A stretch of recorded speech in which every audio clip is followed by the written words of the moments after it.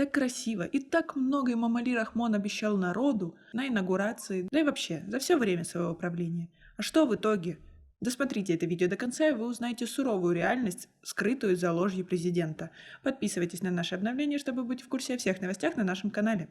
Местный житель Джалульдин говорит, что уже третью неделю отключают электричество с 8 утра до 6 вечера. Ни телевизор посмотреть, ни воды нагреть для купания. С конца октября жители регионов Таджикистана жалуются на отключение электричества в дневное и в ночное время на несколько часов. Не знаем, почему электричества у нас нет. Никто не называет причин. В энергохолдинге Барки Тачик заявляют, что отключения связаны с проведением профилактических работ на Нурекской ГЭС с высоковольтных ЛЭП. Но от этого как бы не легче. Жители многоэтажных домов в городах Сагдийской области начали установку в своих квартирах буржуек, чугунных печей, работающих на угле или дровах. Джурабаева, жительница трехэтажного дома в городке Чайрух-Дарон, говорит, что электричество отключают днем с 8 утра до 18 вечера. В квартирах очень холодно. Мы были вынуждены установить буржуйку, чтобы дети не заболели. Что делать, когда не работает центральное отопление, а электричество подают лишь время от времени, говорит она.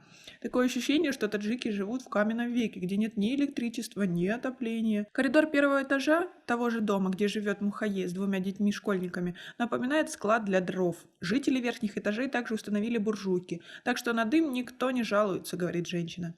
Печи-буржуйки подходят для частных одноэтажных домов, однако их нередко можно увидеть в многоэтажных, многоквартирных домах.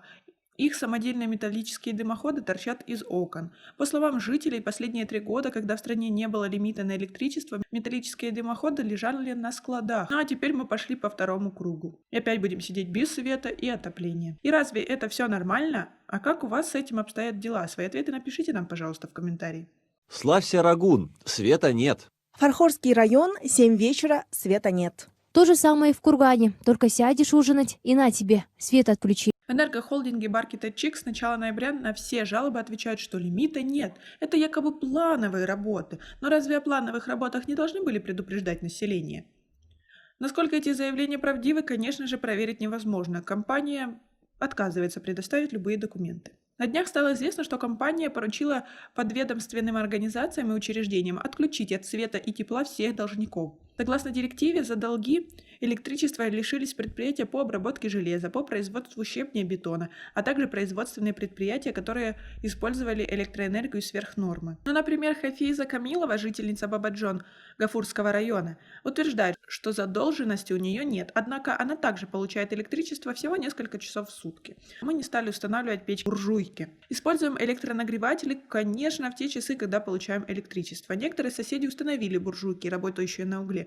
У меня же от этого дыма сильно болит голова, говорит она. Но учитывая о том, как мы рассказывали, в каких масштабах в Таджикистане воруется электричество, сложно сказать, кто на самом деле должник. Если вам интересно, у нас есть специальный выпуск об воровстве электричества в Таджикистане. Напомним, что в июле таджикские власти сообщили, что в стране будет введен лимит на подачу электроэнергии населению. Тогда правительство заявило, что вынуждено пойти на этот шаг, чтобы не было дефицита электроэнергии в осенне-зимний период. Но стоит напомнить, что этот период уже начался, и пора давать таджикам свет и отопление. Основной причиной ввода ограничений на подачу электроэнергии в летнее время власти называли маловодье. По официальным данным, осенью и зимой с 19 по 20 года в зоне формирования русла рек Вахш и Пянш выпало слишком мало снега, что составило 50% объема прошлых лет. Однако лимит не был введен в начале сентября. Компания Барки Тачик сообщила о заполнении Нурекского водохранилища. Но почему-то уж слишком долго у них ведутся ремонтные работы, потому что люди в Таджикистане слишком долго сидят без света и отопления.